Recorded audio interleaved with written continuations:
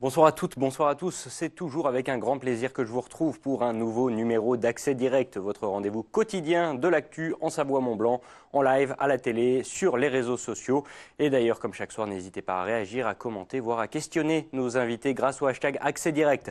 Ce soir, nous recevons l'association ADOT74. Il s'agit ni plus ni moins que la branche haut-savoyarde de la Fédération des associations pour le don d'organes et les tissus humains. Il sera notamment question d'un anniversaire. Un chercheur doctorant conférencier sera également des nôtres d'ici quelques minutes. Pierre-Alain Duvillard est l'un des grands experts de la glace et du permafrost. J'ai bien entendu plein de questions à lui poser. Et enfin, comme chaque vendredi, nous vous proposerons un petit récapitulatif des bons plans sortis en vue de ce week-end. Mais si notre Camille nationale est en vacances, pas de souci, c'est Fanette de Buisson qui prend la relève dans cette émission. Fanette d'ailleurs qui va continuer tout de suite. Tadam Salut, pour Manu. nous présenter les titres de l'actu. Salut Fanette. Salut Manu. Et avec toi, dans une petite demi-heure, on va parler d'une polémique sur la chasse. Voilà, tu sais que c'est un dossier très sensible, notamment en Haute-Savoie.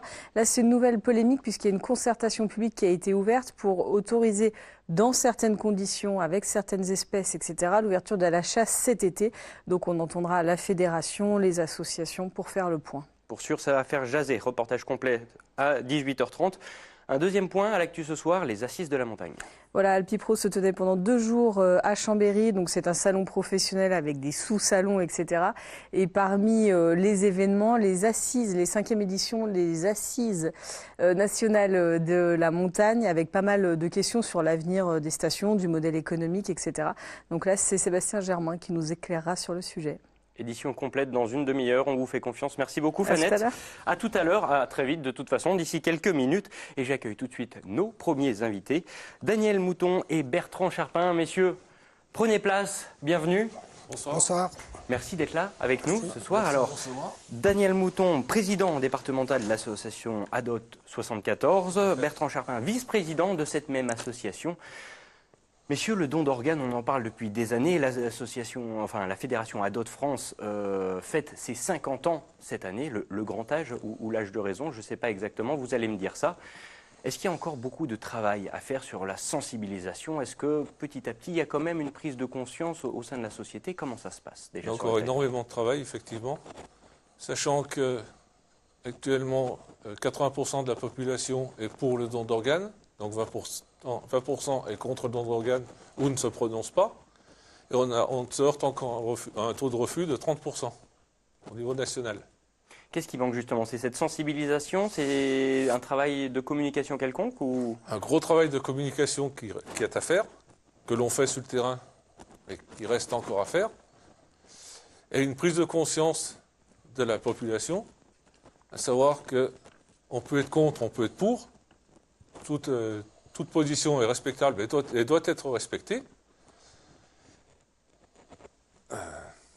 Alors justement, excusez-moi, il n'y a pas de souci. Il y a eu quand même plusieurs belles avancées au cours de ce dernier demi-siècle. Où France ADOT a pour le coup vraiment opéré, notamment ces dernières années, la carte qui n'est plus vraiment une carte, parce qu'aujourd'hui on est donneur volontaire, si on ne fait pas les démarches pour faire le contraire, ça a dû faire déjà un sacré pas en avant. Oui. Ce qui est important de rappeler, c'est que la loi Caillavet de 1976, renouvelée par les lois de bioéthique de 89, et très récemment, la loi Touraine sur la santé publique de 2016, applicable depuis 2017, prévoit en France le consentement présumé. Toute personne qui n'est pas opposée au don d'organes est considérée favorable au don d'organes.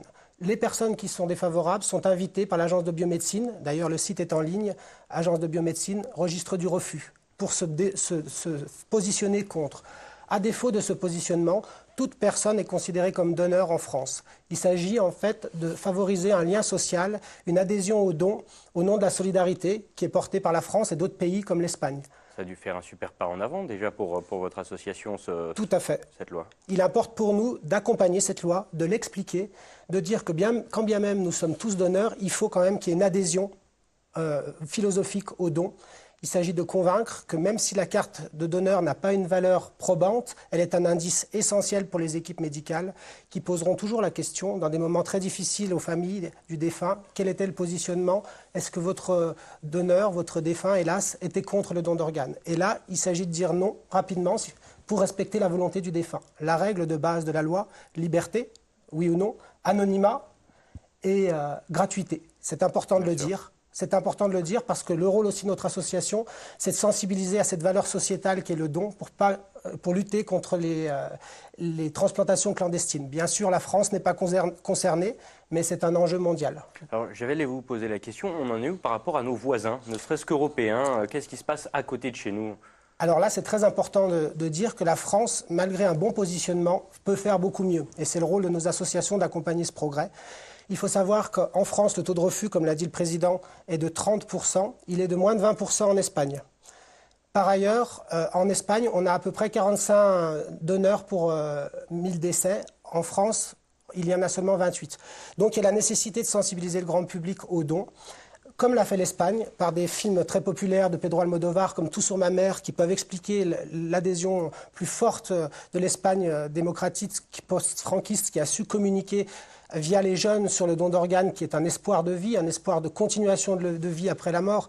Et ça, c'est essentiel, de transformer un moment dramatique dans un moment qui peut être heureux pour d'autres. C'est la solidarité qui dépasse l'individu. Et c'est vraiment cette valeur-là qu'on veut porter. Alors, je lisais sur votre site internet justement que l'un des grands points de ADOT 74 et du mouvement de l'association ADOT France, c'est d'enrichir le registre des volontaires de dons de moelle osseuse notamment. Aujourd'hui, c'est toujours un cas qui est vraiment particulier, ce don de moelle osseuse, oui, on en est où? Tout à fait, on va distinguer donc le don d'organes, le don de tissu et le don de moelle osseuse. Donc là, jusqu'à présent, nous avons surtout parlé du don d'organes, essentiellement du don d'organes après la mort, mais il y a aussi le don d'organes du vivant, on en a moins parlé, parce que 92% des greffes d'organes sont faits sur mort encéphalique, donc sur des personnes décédées. Maintenant, le don de moelle osseuse, c'est complètement différent. C'est un don qui se fait du vivant. C'est par exemple la possibilité, via une opération assez simple, de s'inscrire sur un registre de dons de moelle osseuse et de pouvoir donner sa moelle, moyennant une opération, mais qui n'a aucune conséquence difficile pour celui qui donne. Par contre, ça permet de sauver un receveur qui est en attente et qui est compatible. Ça permet de lutter contre les leucémies, contre les cancers du sang. C'est vraiment différent, le don de moelle osseuse qu'on prélève sur le corps du vivant et qui ensuite ressort de l'hôpital, du don d'organes qui, lui, est effectué souvent post-mortem, qui est un positionnement, cette fois, après la mort. On distingue bien le don de moelle osseuse et le don d'organes. Et sur le don de moelle osseuse, effectivement, il y a beaucoup d'attentes.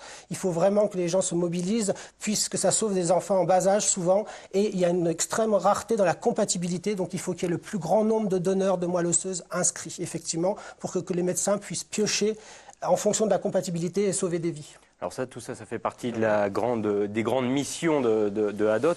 Il y a également tout un ancrage territorial qui est assez fort, puisque c'est vrai que la fédération française ressemble vraiment à tous les départements. Aujourd'hui, sur l'antenne Haut-Savoyarde, où est-ce qu'on peut vous retrouver typiquement? Président, est-ce que ce sont des manifestations sportives? ou... On est présent sur des forums d'associations. On va faire le forum de Rumilly, mi-septembre. On va faire fin septembre le forum d'Annecy. On est présent dans des informations en milieu scolaire. Ouais, c'est vrai que les scolaires sont un public vraiment cible. Dans les collèges à partir de la classe de 3e, dans les MFR. J'imagine également que le nombre de partenariats avec d'autres associations est important. C'est un maillage qui est vraiment très concret. On essaye de développer le partenariat à d'autres associations, type Cassandra qui fait essentiellement de la moelle osseuse et qui le fait très bien. On a avec les donneurs de sang de France Télécom et d'Orange. On travaille également avec Vaincre la mucoviscidose, l'association Grégory Le Marchal, autant d'associations qui sensibilisent comme nous aux dons d'organes pour prolonger la vie. Alors concrètement, votre prochaine action, vous pourrez vous retrouver à quel endroit? Par exemple, le 18 mai, nous serons sur le parking de Courrier, place François de Menton, face au centre commercial, pour le parcours du cœur. Et il y aura un stand France ADOT 74 pour vous en dire plus, pour sensibiliser aux dons d'organes, à la possibilité de faire adhérer la population pour sauver le plus de vies, sachant qu'aujourd'hui, il y a 500 à 600 personnes qui décèdent faute de greffe en France et qu'il y a en moyenne en France 28 000 personnes en liste d'attente et 6 000 greffes par an. Donc il y a encore vraiment beaucoup à faire pour atteindre des pays comme l'Espagne qui sont à la pointe. Vous l'avez compris, c'est vraiment un enjeu crucial aujourd'hui, le don d'organes et de tissus humains. Messieurs, merci beaucoup en tout cas d'avoir fait le déplacement jusqu'à chez nous pour nous en dire plus un petit peu et pour faire connaître cette association, vous l'avez compris. Prochain rendez-vous, c'est au niveau de Rumilly que ça se passe. Je peux juste rajouter quelque chose? Dites-moi, très vite. Alors, ce qu'il faut retenir, c'est qu'on soit pour, qu'on soit contre, peu importe. Le tout, c'est de le faire savoir à ses proches. De le faire De façon à ce que, le moment venu, ça ne rajoute pas de la douleur à la douleur. Ça commence par là. Voilà. Merci beaucoup, messieurs, en tout Merci cas, beaucoup. d'avoir Merci participé à cette émission. Je vous Merci laisse de nous avoir rejoindre la invités. régie pour accueillir tout de suite notre... Merci. À bientôt. Notre prochain invité, Pierre-Alain Duvillard. Bienvenue. Prenez place. Bonsoir. Alors, j'avoue que j'ai galéré un petit peu sur votre casquette, puisque chercheur, doctorant, conférencier, glaciologue, il y en a un petit peu pour tous les goûts. Comment vous vous présentez déjà normalement? Alors plus exactement, je suis donc un géomorphologue. Un géomorphologue. Géomorphologue, donc quelqu'un qui étudie donc les reliefs et son évolution dans le temps. Et j'étudie plus spécialement donc l'évolution du permafrost et des versants en haute montagne. Alors, bon, c'est un sujet qui nous touche beaucoup par chez nous. Vous travaillez à l'université Savoie-Mont-Blanc chez Editem. Oui, Exactement. au laboratoire Editem. Donc c'est un des gros pôles, on est d'accord, européen, on peut le dire, de recherche sur la glace et l'évolution des glaciers. Oui, c'est le laboratoire français qui travaille sur ces problématiques de permafrost. Il y a bien entendu d'autres collègues en Suisse et en Autriche et en Italie qui travaillent sur ces thématiques. Mais l'essentiel des recherches sur le permafrost en France sont réalisées au laboratoire Editem. Alors concrètement, aujourd'hui, on en est où? Par rapport au permafrost, c'est vrai que ça touche de nombreuses montagnes. On voit les éboulements de chaque côté qui se produisent, qui nous enlèvent des voies d'escalade chères à nos cœurs. Concrètement, est-ce que le problème aujourd'hui, il va en s'aggravant ou on arrive petit à petit à une stabilité? Alors on observe, en effet, on observe une augmentation des écroulements dans le temps. Alors, il y a un travail qui a été réalisé par Ludovic Ravanel pour essayer de recenser l'évolution des écroulements depuis le petit âge glaciaire. C'est la dernière petite période froide 1700, voilà, qui s'est terminée autour de 1880. Et on observe en effet depuis le début des années 1900 une augmentation des écroulements avec des écroulements de plus en plus gros et de plus en plus fréquents. Et puis au cours de ces dernières années, on observe bien entendu de plus en plus d'écroulements et d'éboulements durant les étés caniculaires qu'on a eu au cours de ces 15 dernières années. Alors, l'un des exemples les plus connus de ces éboulements de cette fonte du permafrost, c'est entre autres le grand couloir du Goûter que vous avez étudié à la loupe il y a quelques années. Ça ne va pas arrêter de tomber? Ça, alors, on est d'accord? non, alors, je ne l'ai pas étudié du tout il y a quelques années. Justement, on est en train de l'étudier avec Jacques Mouret et Florence Magnien, une collaboration avec des chercheurs d'ISTER à Grenoble. Pardon. Et justement, c'est un travail qui est en cours. Donc, pour le moment, on a 2 étés de retour sur cette expérience. Donc on en parlera quand on aura vraiment fait un diagnostic de qualité. Qu'est-ce qu'on cherche à savoir exactement? Parce qu'on sait que ça s'écroule, on sait que c'est le permafrost qui est un petit peu à la base de ça. Qu'est-ce qu'on peut essayer d'apprendre en plus concrètement aujourd'hui? Sur le couloir du Goûter ou sur Alors, d'autres parlons du couloir du Goûter parce que ça fait un bel exemple. Mais... En général, donc, les recherches sur le permafrost aujourd'hui se sont largement tournées autour de ces 10 dernières années sur l'évolution des aléas, donc des événements gravitaires. Pour essayer de comprendre s'il y avait une augmentation des processus et de voir comment on pouvait éventuellement les diagnostiquer. Et puis, depuis quelques années, on s'intéresse à la fois aux aléas et à la fois à la vulnérabilité, c'est-à-dire soit aux alpinistes qui sont directement concernés et également aux infrastructures qui sont directement construites sur ces terrains. Et moi, je travaille essentiellement là-dessus, sur les infrastructures qui sont construites sur ces terrains et qui sont donc sensibles à des mouvements du fait du réchauffement climatique. La glace a tendance à fondre dans le permafrost et les infrastructures bougent. Alors, quand je parle d'infrastructures, je pense aux remontées mécaniques et puis bien sûr aux refuges les grands montées qui sont construits sur ces terrains. C'est vrai qu'on a la chance d'avoir un terrain de jeu là-dessus qui nous offre un petit peu beaucoup de zones de recherche. Est-ce qu'on arrive, avec toutes ces études, toutes ces recherches, à tirer des modèles peut-être pour le futur ou on n'en est pas encore là? Alors, on est en train de développer des premiers modèles d'évolution du permafrost dans les parois du massif du Mont Blanc, puisqu'on a beaucoup de données sur le massif du Mont Blanc. C'est notre site d'études. Laboratoire numéro 1. Laboratoire à grande échelle. Et on a fait donc des modélisations de Florence Magnien, une chercheuse au laboratoire Editem, spécialisée dans ce domaine, a réalisé des modélisations thermiques pour simuler l'évolution et la dégradation qui veut dire le réchauffement du permafrost dans les parois rocheuses du massif du Mont Blanc. Aujourd'hui, vous travaillez sur quelle étude exactement? Est-ce qu'on va pouvoir avoir des évolutions dans les mois, dans les années qui viennent, peut-être des découvertes particulières? Alors, tout d'abord, mes travaux de recherche, mes travaux de recherche doctorale, de thèse, se sont ciblés en fait sur les infrastructures, donc voir s'il y avait plus de problèmes au cours de ces 30 dernières années et voir comment les problèmes géotechniquement ils étaient gérés. Et puis trouver éventuellement des solutions durables et non des solutions qui pourraient durer pour quelques années face à l'évolution du permafrost. Et puis, on travaille également donc, sur une évolution, sur un suivi des températures en profondeur sur le permafrost et puis donc, de la modélisation thermique. Et dernièrement, on a Ludovic Ravanel, qui est donc mon directeur de recherche, a récupéré des échantillons de glace dans des parois rocheuses du massif du Mont Blanc. Et on est en train de dater ces échantillons de manière à pouvoir dater l'âge de la glace présente dans le massif du Mont Blanc. Donc on aura des résultats là-dessus d'ici l'an prochain. On a hâte de voir tout ça en tout cas. Merci beaucoup pour toutes ces précisions. On va continuer à vous suivre et si vous avez quelques minutes, comme ça, après l'émission, on va caler un petit sujet. Ce sera avec grand plaisir. Merci beaucoup en tout cas d'être venu. Merci à vous. Je vous rappelle, je vous renvoie direction la régie, le temps de réaccueillir une fois encore Fanette de Buisson, le grand retour. Salut. Ah, t'as l'air contente d'être là. Bah oui. Toujours Manu avec toi. Oh, c'était trop chou. Et avec toi, justement, on va rester la tête dans là où on était exactement il y a quelques minutes, puisque tu vas nous parler du glacier de Tête-Rousse. Oh là là, quel à propos. Voilà, c'est l'Obs qui revient sur la dernière sortie, si je puis dire, de Jean-Marc Peyex, le maire de Saint-Javert, remonte au créneau concernant le fameux glacier de Tête-Rousse. Il s'est alarmé cette semaine auprès des médias du dernier rapport annuel rendu au mois de février par des experts du service géologique national qui a conclu à la présence sous le glacier, qui est pour rappel situé à plus de 3000 mètres d'altitude, de 2 poches d'eau pouvant contenir jusqu'à 40 000 mètres cubes au total. Alors la poche située en amont contiendrait à elle seule jusqu'à 30 000 mètres cubes d'eau, soit 40% de plus que le volume estimé lors des dernières mesures en 2015. Et cette poche, elle inquiète Jean-Marc Peyex, puisque la rupture d'une poche similaire qui avait dévalé en 1892 sur Saint-Gervais avait causé la mort de 175 personnes.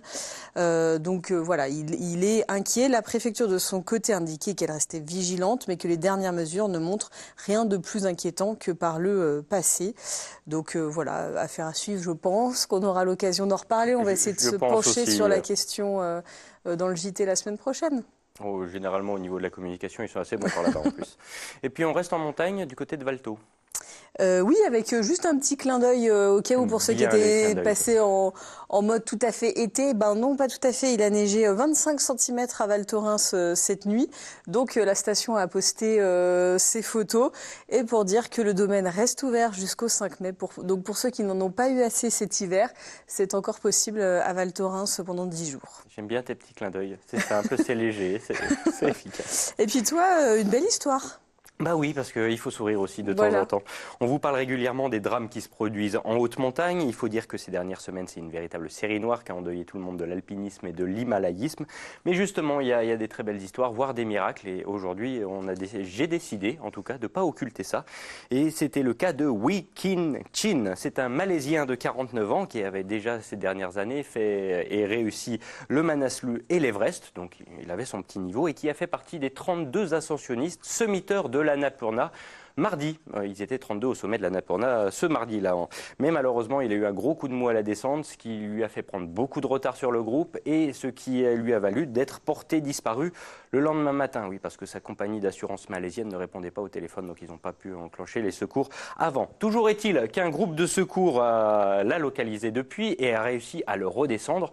Aujourd'hui, il est à l'aéroport de Katmandou, après avoir pourtant passé plus de 2 nuits à 7500 mètres d'altitude, donc ce qu'on appelle la zone de la mort, et sans eau, sans nourriture et sans oxygène. Donc c'est un véritable miracle qu'il soit encore vivant. On considère encore son état comme critique et il va sûrement perdre quelques-unes de ses extrémités, mais toujours est-il qu'il est vivant et que ses jours ne sont plus en danger. Donc c'est quand même une très très belle nouvelle pour la montagne. Très belle nouvelle. Et puis un petit nouveau. Et un petit nouveau, une revue de presse sous forme de piqûre de rappel que ça fait déjà une semaine que le dernier numéro de Mocamag est paru, justement, un numéro 34 pour être précis. Et comme tous les mois et demi, bien sûr, on vous propose un condensé des programmes, des festivals, des concerts, des spectacles, des expos, des conférences, bref, tout ce qui a rapport de près ou de loin au culturel, et ce dans les deux Savoie et Genève. Et dans cette édition, moi, j'ai beaucoup aimé, entre autres, l'interview du directeur des ateliers d'ethnomusicologie de Genève. C'est une association trop peu connue, d'ailleurs, il faudra peut-être s'y intéresser un de ces quatre, mais pourtant, il paraît véritable pilier du paysage culturel et éclectique genevois. Autre petit coup de cœur personnel, c'est celle du portfolio d'un artiste australien, Mulga, qui a fait donc justement cette superbe devanture. Donc, objectivement, j'ignorais totalement son existence jusqu'à ouvrir ces quelques pages, hein, mais je me suis happé très vite, fait happer dans cet univers très coloré, composé d'animaux hipsters et de barbus un peu farfelus. Belle découverte, quoi, et en plus c'est gratuit, donc n'hésitez pas. Mocamag. Voilà, merci beaucoup Fanette. Ah mais, Oui, tu restes encore. Mais de rien, Manu. Tu restes encore et toujours. Oui, je ne Et bouge avec toi, pas. on va continuer. Je squatte le plateau aujourd'hui. On fait quoi ce week-end? La rubrique des bons plans, tu prends la peau de Camille. Et aujourd'hui, avec toi, il y a beaucoup de choses et on va commencer avec une collecte. Voilà, une collecte un petit peu particulière qui est organisée par EcoDDS, qui est une société à but lucratif. En fait, quand j'ai été voir précisément ce qu'est cette société, c'est celle qui rassemble les fabricants et les distributeurs de ces produits. Donc, ceci explique cela. Mais en tout cas, une belle initiative. Ils collectent des déchets chimiques de particuliers un peu partout en France. Et une étape est prévue demain samedi à Annecy, devant Leroy Merlin des Pagny, donc pas très loin de chez nous. Donc vous pouvez aller y poser pots de peinture, pesticides, mastic, colle, désherbants et produits de cheminée usagés. On ne sait jamais trop quoi en faire, donc là c'est l'occasion de s'en débarrasser dans des bonnes conditions pour pas que ça pollue notre bel environnement. La collecte aura lieu de 10h à 17h. C'est bien, tu restes vraiment dans la mouvance Camille, en tout cas pour l'instant. On est raccord. Une exposition pour continuer. Une exposition du côté d'Évian. On verra un reportage de Jean-Paul. Donc là, ce sont ces images la semaine prochaine dans le JT. Donc ça se passe au Palais Lumière d'Évian. C'est une exposition qui s'appelle Dernier impressionniste, le temps de l'intimité. Cette rétrospective est dédiée à la Société nouvelle de peintres et de sculpteurs. C'est une confrérie d'artistes célèbres et emblématiques de la belle époque et des années folles. En fait, ils se sont fait qualifier d'intimistes puisqu'ils partageaient une relation forte et affective avec le monde contemporain et avec la nature. Donc c'est un style très particulier qui est à découvrir jusqu'au 2 juin tous les jours. Ça se passe de 14h à 18h les lundis et mardis. Et à noter que le samedi 18 mai, c'est la nuit des musées. Donc l'ouverture exceptionnelle jusqu'à 22h. Et pour le tarif, c'est 10 € pour les adultes. Tarif réduit à 8 € et c'est gratuit jusqu'au moins de 16 ans. Donc ça vaut le coup et toutes les infos sont sur le site deviantourisme.com. C'est vrai qu'il n'y a pas d'âge pour l'art, c'est magnifique. Et j'ai hâte de t'y voir, Manu. Je serai à Sevrier BD. Une autre expo en Savoie, il y en a aussi pour les Savoyards. Oui, alors c'est même plein d'expos différentes sur une thématique qui s'appelle Femmes, Rire et larmes. C'est la Cité des Arts, les bibliothèques et le Musée des Beaux-Arts qui se sont réunis avec différents partenaires pour tisser 3 mois de dialogue, de propositions artistiques autour des femmes et de la création. Donc plusieurs expos, une qui s'appelle Couleur des larmes jusqu'au 18 mai à la médiathèque Jean-Jacques Rousseau, une autre à la Cité des Arts jusqu'au 19 mai, les femmes des siècles passés. Là, l'artiste Marie Morel a réalisé une très grande peinture, c'est ça, pour sortir les femmes ayant accompli des grandes choses, du silence et de l'oubli. En fait, on retrouve 400 portraits de femmes sur une seule peinture de 21 mètres de long. Donc c'est à voir. Et puis du côté du Musée des Beaux-Arts de Chambéry, jusqu'au 19 mai également, il y a l'exposition Les femmes qui rient, avec notamment un grand dessin de 14 mètres de long qui représente 300 femmes nues qui rient, d'où le nom de l'exposition. Il y a un livre qui est aussi lié à l'histoire de ce dessin. Et à noter que le 9 mai, il y aura une rencontre gratuite devant le dessin avec l'artiste, les femmes qui ont posé, enfin certaines femmes qui ont posé, etc. Donc ça se poursuit jusqu'à mi-mai, mais ce week-end, puisqu'il ne fait pas très beau, voilà, les expositions, c'est bien. C'est l'occasion. Voilà, Ouverte et tout même aux ça, toutes les infos, le programme détaillé, parce qu'il y a vraiment beaucoup de choses, beaucoup de conférences, c'est sur le site de la ville, chambéry.fr. Tout simplement. On enchaîne avec une plongée dans l'histoire. Voilà, du côté de Château de Menton, un bien bel endroit, donc pour ceux qui ne connaissent pas, c'est un château qui est toujours occupé par la même famille depuis bientôt 1000 ans et comment dire, ça domine le lac d'Annecy. Ouais. Et donc ce week-end, pour le deuxième week-end consécutif, il y a les médiévales du côté du château de Menton, donc des marchés, des animations, des représentations variées au programme. Le passe-journée est à 10 €, 15 € si on prend le spectacle nocturne avec, et vous pouvez réserver sur le site du château de Menton, châteaudementon.com. Et sinon, jusqu'à fin juin, j'en profite pour dire que le château est ouvert à la visite les vendredis, samedis, dimanches et jours fériés de 14 h à 18 h. Ce sera tous les jours cet été et il faut compter 9,50 € pour les adultes, 5 € pour les enfants, gratuit pour les enfants de moins de 6 ans et c'est 2 € pour accéder au jardin. Et c'est un très bel endroit pour aller se balader. On continue sur le Léman. On revient un petit peu vers nous au niveau de l'échelle du temps. Oui. Mais une belle restauration. Une belle restauration, voilà, c'est l'association, pour ceux qui ne connaissent pas, Mémoire du Léman, qui fait revivre la barque La Savoie depuis 19 ans. Une aventure portée par des bénévoles qui assurent l'entretien, la navigation, l'animation de l'association, etc. Donc la dernière actu en date, ça se passe ce week-end. Ils vont inaugurer les nouvelles antennes de la barque. Les antennes, tu sais ce que c'est? Parce que moi, je ne savais pas. Des mâts. Voilà, c'est une partie des mâts qui permettent de porter les fameuses voiles latines. Ils mesurent chacun 28 mètres, voilà. Et donc, ça a nécessité beaucoup de travail de la part des bénévoles. Et donc, journée porte ouverte demain, samedi, de 10 h à 18 h. Vous pourrez aller les voir au ponton de la Mouche du côté d'Évian. Et dès dimanche, il y a la reprise des navigations pour tout l'été à 15 h pour une sortie d'1h30 au large d'Évian. Et vous pouvez réserver sur le mail billetterie@barquelasavoie.com. Pour les adultes, c'est à peu près à partir de 18 €, les enfants à partir de 10 €, gratuit pour les moins de 6 ans. Et pour info, la barque fêtera ses 20 ans l'année prochaine. Donc c'est une belle aventure qui dure. Tout à fait, de très belles images. Jean-Paul Crespi. Jean-Paul Crespi, bien sûr. Quelle question. Pour les gourmands, il y en a aussi. Pour les gourmands, il y en a aussi, puisque je sais, alors, puisque toi tu cuisines, tu peux peut-être tenter l'aventure l'année prochaine. Qui sait Le 9e concours international du macaron amateur, ça se passe à Val d'Isère, en tout cas la finale. Ce sera donc dimanche de 13 h à 16 h au centre des congrès de la station. Donc c'est un concours qui est parrainé par Mercotte, qui jugera avec 11 autres membres du jury les macarons de 17 finalistes venus de toute la France et de l'étranger, Tokyo, Montréal, Venise, Bruxelles. Donc les amateurs qui ont été coachés par les meilleurs ouvriers de France ont 3 heures pour réaliser 15 macarons sucrés identiques. La Savoie sera représentée par la locale de l'étape, Caroline Van Straten, qui est pharmacienne à Val d'Isère. La fin du concours, c'est à 16 h. Le goûter est offert à tous, donc ça vaut peut-être le coup de traîner un peu après la finale. Et puis à 22 h 30, il y a un feu d'artifice. L'accès est gratuit et toutes les infos sont sur le site concours-macaron-amateur.com. Donc j'attends tes macarons lundi. Ok, vendu. Alors s'ils doivent être tous pareils, moi c'est mort. Mais faut juste le savoir. Et puis côté Genevois, ils sont pas en reste non plus, il y a des choses à faire. Voilà, vous avez peut-être gagné des places sur notre compte Instagram cette semaine. Il y a un grand match de hockey ce week-end à la patinoire des Vernets de Genève. C'est samedi à partir de 18 h. La Suisse, qui est vice-championne du monde en titre, reçoit la France. C'est un match important car il s'agit de l'avant-dernier match de préparation pour la France avant de disputer les championnats du monde. Ils auront lieu du 10 au 26 mai en Slovaquie. Les Bleus affronteront notamment les États-Unis, la Finlande et le pays hôte de la compétition. Pour samedi, il reste des places. Ça va de 15 francs au niveau du parterre, donc debout, ou 110 francs si tu prends la version VIP avec petit four, champagne, etc. Ils savent bien faire ces Et Suisses. pour les tribunes, c'est entre 25 et 50 francs. Et vous avez toutes les infos. Vous pouvez réserver vos places sur le site gshc.ch. C'est le club Okay, de Genève. Voilà. Merci beaucoup Fanette, c'était exhaustif mais complet.